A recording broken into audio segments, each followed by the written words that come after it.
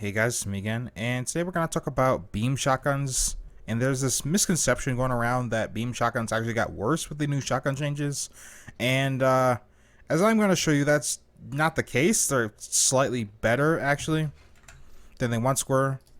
But for the most part, they're about the same. So I'm using the Phantasma, and this is the build I'm running. As you can see, it's following the new shotgun rules. And the Phantasma actually has, like, what? Shoots out 5 projectiles, 5 different beams, but it's like so tightly packed together, like you kind of don't even notice. And as you're gonna see against this heavy gun, it's gonna perform a bit better than it used to. Just gonna do your ground slam thing.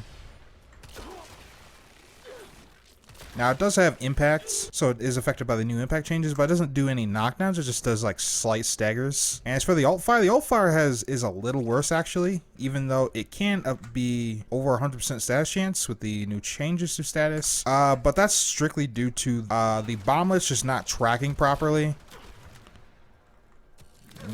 Okay, they actually got him that time, but then they knocked him down. Okay, they actually tracked properly that time. So I guess bad example. Let's try that one more time. You see. That should have killed her, but it didn't. Because some of the bomblets actually missed. But it's more consistent if instead of just doing a full charge, you use it like a grenade launcher.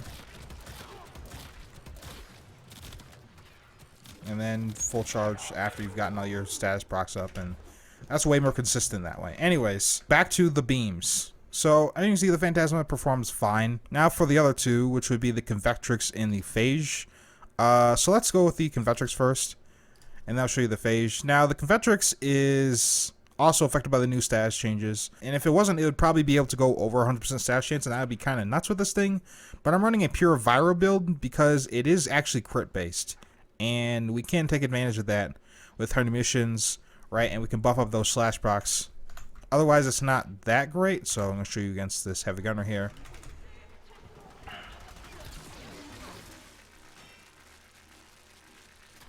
Let me see. That's fine. So now we're using corrosive. You can see, not as great as damage over time is kind of lacking there, as you can see. Though it is ticking away. Oh, it actually killed her. Interesting. I didn't think that would actually kill her. But yeah. Viral will kill a little bit faster, and 100 munitions is kind of the only thing carrying this up. And just like I said in my status video, if it's reliant on damage over time, just run viral. It's gonna be better. Now for the Phage. Now the Phage is unique as it can get both corrosive and viral. You can kind of go either or with the Phage for the most part, but what I would highly recommend is you grab Modus Setup. Otherwise, like Vigilante Armaments or whatever other mod would here perform actually worse than this, as this doesn't have a whole lot of status, and its crit chance is actually kind of low, but the multiplier is fine. Of course, you could probably use Laser Sight or something here, like I know a lot of people do, but I don't recommend that really. That would kind of require you to like converge the beams all the time, and that's kind of annoying because it takes quite a while before the beams converge. So I just recommend running Blunderbuss and Modus Setup. This also helps with the status chance that it kind of needs. And of course we got 100 munitions. So first I'm going to show you just pure viral. So we got our heavy gunner here. Okay, proc Modus Setup. And you see,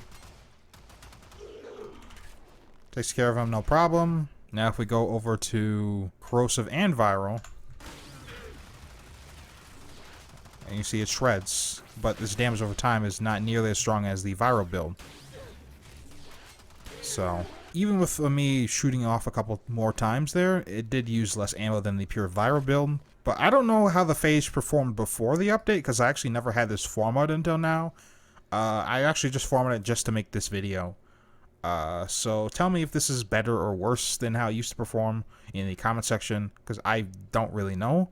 Honestly, if you get like narrow barrel or either, if only Tainted Shell was like an Exilus mod, I'd probably put that in the Exilus slot, because converging the beams takes longer than it should on the Phage. It takes a while when you're in a horde scenario where you're fighting constantly and trying to level this thing up.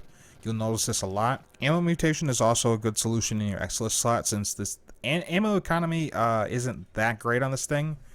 Mainly when you're leveling. Probably won't need it afterwards, but I'd probably recommend this or Vigilante Supplies.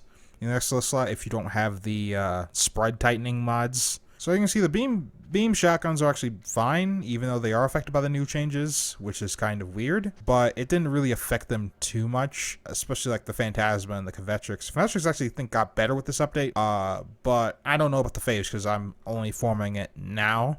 So you guys have to tell me in the comment section below. Anyway, guys, that's all for me. I want to thank you guys for watching. Hope you guys enjoyed, and I'll catch you guys next time. Peace.